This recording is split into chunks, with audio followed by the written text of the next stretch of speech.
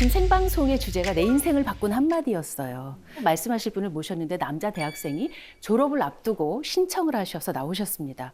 초등학교 1학년 때 손님들이 놀러 오셔서 방에서 놀고 있었대요. 엄마는 거실에서 손님들과 얘기를 하고 계셨는데 아유, 우리 애는 못생겼죠. 라고 말씀을 하셨다는 거예요. 겸양의 언어였죠. 하지만 초등학교 1학년 아이의 귀에는 그 얘기만 들린 거예요. 우리 애가 못생겼죠.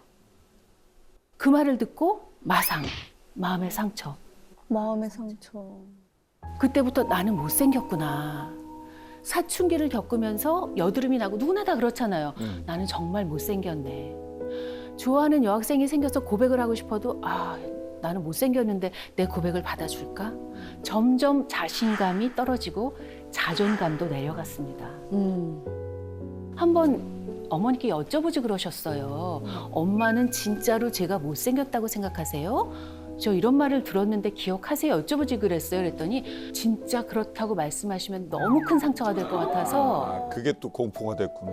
대학교 4학년이 되도록 여쭤보지 못하고 오늘 여기 처음 나왔다. 왜냐하면 이제 대학을 졸업하면 면접도 보고 사회생활을 해야 하는데 내가 계속 이렇게 자신감 없고 자존감 떨어진 채로 어떻게 면접을 볼까 싶어서. 근데 그 남학생이 훈남이었어요. 인상이 좋아요. 방청석에 나오신 어머니께 여쭤봤죠. 어머니, 정말로 아드님이 아니요. 초등학교 1학년 때 아드님이 듣는데 내가 그랬어? 그러니까 기억도 못하고. 어머니 그냥 지나가는 말로 겸양의 미덕을 발휘한 것인데 어머니의 말 한마디는 아들의 자존감을 통째로 빼앗아갔습니다. 어머니가 본의 아니게 자존감 도둑이 된 것이죠. 반대로 남편의 말 한마디 덕분에 또 인생이 바뀐 그런 아내도 있었습니다. 아내의 나이가 60대 중반쯤이었어요. 제가 한 20년 전쯤 뵀던 분이니까 지금은 80대가 되셨을 것 같은데요. 예전에는 그렇게 여자들을 공부를 안 시켰죠. 네. 가정형편이 다 어려웠으니까. 그래서 이 어머니는 거의 무학에 가까우셨어요. 초등학교도 제대로 못 나오신 거예요. 근데 공부 욕심이 있으셨어요. 왜냐하면 남편이 중학교 교장으로 정년퇴임을 하셨거든요. 그러니까 늘 공부를 하고 싶었는데 그동안은 공부를 못하다가 남편이 퇴임한 직후에 바로 학교에 들어가셨어요. 영어 단어를 외우는데 안 외지는 거예요. 알파벳은 어떻게 넘어갔는데 중얼중얼 단어장을 만들어서 밭에 갈 때도 들고 가서 외우고 냉장고 문에도 붙여놓고 냉장고 열 때마다 들여다보고 아무리 외워도 돌아서면 근데 영어 단어를 어떻게 다 외워서 어떻게 시험을 봐요. 그러니까 시험 때가 되니까 정말 스트레스가 극에 달했던 거예요. 도저히 안 되겠다. 막 커피를 사발로 타서 드신 거예요. 커피를 마시면 잠이 안 온다고 하니까 너무 배불러서 주무셨대요. 너무 원망스러운 거예요. 나는 왜 이 나이에 공부를 하겠다고, 나는 왜 머리가 이거밖에 안 될까. 그때 중학교 교장으로 퇴임하신 남편이 조용히 한마디를 하셨대요. 여보, 당신이 그 물 주는 콩나물 시루 있잖아요. 네. 그 콩나물 시루에 물 주면 어떻게 돼요?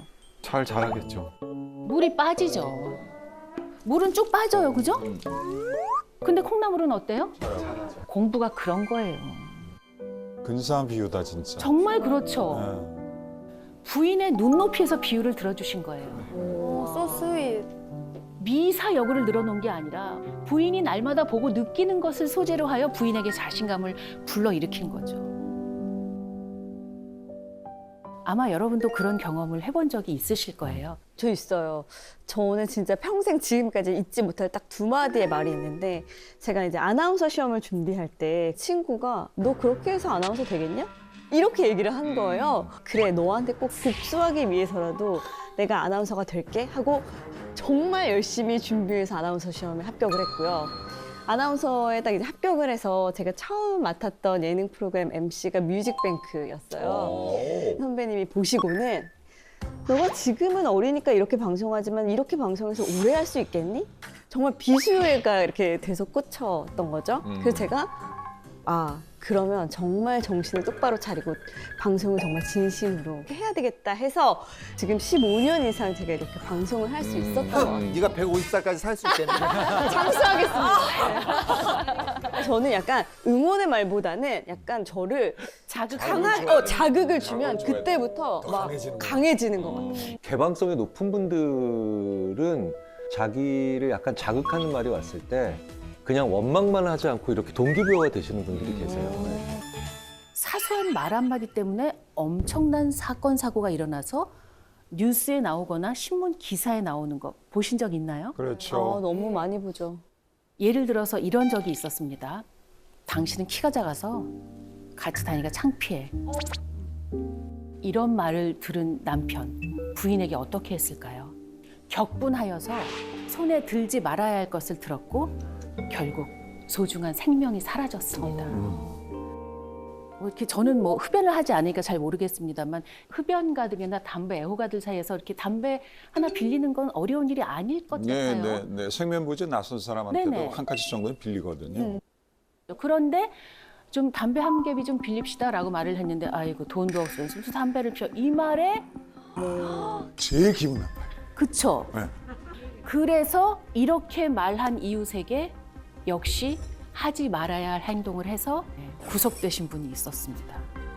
말 한마디가 이렇게 엄청난 사건, 사고, 제일 소중한 생명을 잃게도 만들어요. 반대로 말 한마디가 위기를 반전시키기도 했습니다. 이것은 이제 미국에서 있었던 일인데요. 총기를 들고 교회를 찾아간 거예요. 보는 순간 모두가 놀랐고 목사님도 얼마나 놀라셨을까요? 그런데 목사님이 딱 한마디를 하셨는데 그 총기를 들었던 강도가 총기를 내려놓고 회개를 했다고 합니다. 뭐라고 하셨을까요? 일단 영어로 얘기했겠죠. 아, 그럼요. 네. God bless you라고 아, 말한 거 아닐까요? 네. God loves you too, my son. 내 아들아, 신께서는 너를 사랑하신다. 목사님이 이렇게 말씀하신 거예요. Can I help you? 제가 도와드릴 건 없나요? 그 말 한마디에 강도는 총을 내려놓았습니다. 그리고 회개하였죠.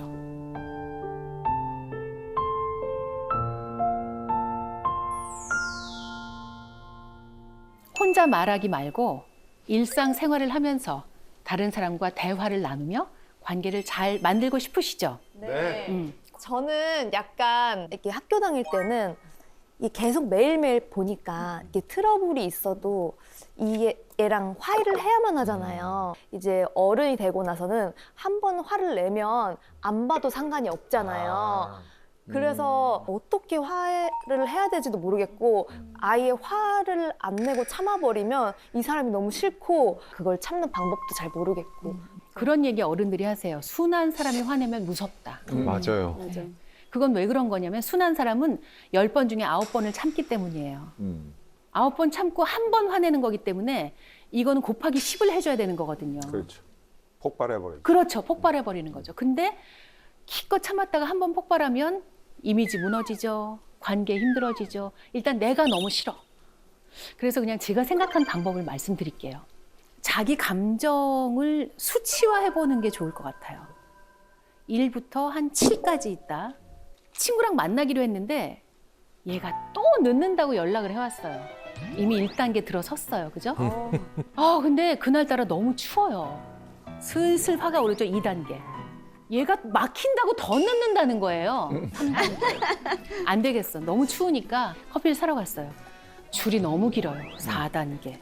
간신히 내 차례가 왔어요. 카드 단말기가 고장이 났대요. 나 현금도 없고 갑자기 5단계. 9단계. 그죠? 나는 이미 부글부글 하고 있고 이미 5단계까지 왔고 친구 얼굴을 보는 순간 어떻게 돼요? 폭발을 하는 거예요. 그럴 때 그냥 한 3단계쯤 됐을 때 그냥 포기를 하시고 그냥 집으로 가시거나 미안해 오늘 너무 추워서 나 너무 컨디션 안 돼서 집으로 갈게 그게 나은 것 같아요. 7단계 돼서 폭발하고 그 친구랑 보내 안 보내 이러는 것보다는 단계 그리고 점수화하는 수치화하는 거는요 객관화시키는 거예요. 내 감정으로부터 객관화.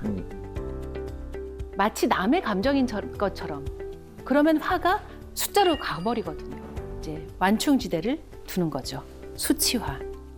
저 같은 경우는 이제 가까운 사람은 뭐 부탁을 하거나 그러면은 뭐 솔직히 상황을 설명했을 때 거절을 잘 하는 편인데 그 모임 같은 거 있잖아요. 저는 이제 일산 살고 있기 때문에 특히 이제 자주 강남에서 만나자 막 그래요.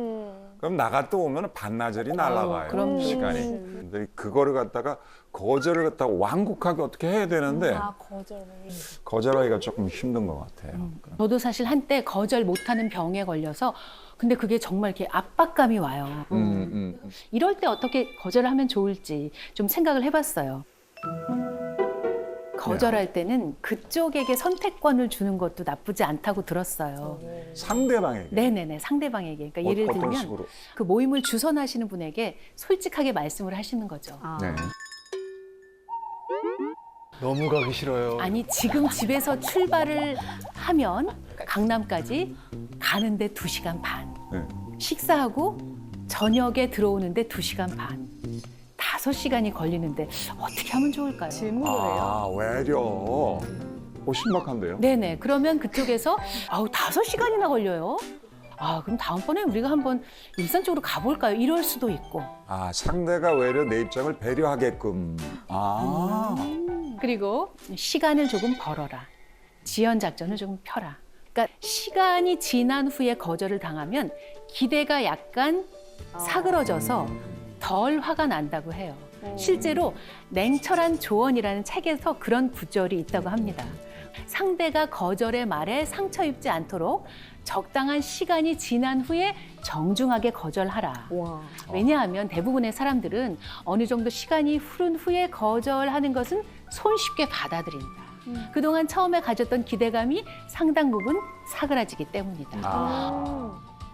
아무래도 이제 저도 방송을 하고 말을 직업으로 삼은 사람이다 보니까 상대방한테 어떤 말을 했을 때 저 사람이 정말 기분이 나빠지는지도 잘 알고 있거든요. 근데 그 화살은 꼭 가족에게 쓰는 것 같아요. 밖에 나가서 그런 말들을 쓸 수는 없으니까 그러니까 좀 예쁘게 지적하거나 예쁘게 말할 수 있는 방법을 왜 가족한테는 못할까? 그게 왜 그러냐면 가족은 나라고 생각을 해서 그래요. 그런 거겠죠. 그런데 중요한 건 가족은 내가 아니에요. 그렇기 때문에 내가 그렇게 말할 때 상처받죠. 남편은 너무 하나라고 생각했군요, 제가. 어떤 분이 그런 표현 하셨더라고요. 나는 다른 나라 사람과 같은 집에 살고 있습니다. 아리한테. 공감합니다. 네, 나는 개발도상국이던 대한민국에서 태어나서 살아왔지만 우리 아이들은 선진국 대한민국에서 태어났기 때문에 맞아요. 다른 나라 사람이라는 맞아요. 거예요. 어떻게 같은 나라 사람이 이겠느냐는 거예요. 여러분, 다른 나라 사람이니까 내 말을 이해하지 못하겠지? 여러 번 설명해 주세요. 여러 번 이해시켜 주세요. 짜증내지 말고, 화내지 말고. 아시겠죠? 네. 여러분 요즘 젊은 사람들이 몇 년 전부터 TMI 그러는 거 들어보셨어요? 네네. 뭐의 준말이죠? Too much much information. information. 무슨 말하면 TMI. 무슨 말이야? 얘기하지 마. 그것까지 알고 싶지 않아. 그렇죠. 내가 왜 그것까지 알아야 돼? 제가 TMI 하나 하겠습니다. 오늘 저는 새벽 5시에 일어나서요. 떡국을 끓여 먹고 왔어요. 오, 그 TMI 아닌데요? 알고 싶지 않잖아요. 뭘 먹었는지 뭐가 궁금해요. 근데 여러분, 그 사람과의 관계는 TMI에서 시작합니다. 여러분이 사랑에 빠졌을 때를 생각해 보세요. 그 사람이 아침에 뭘 먹었는지가 너무 궁금해요.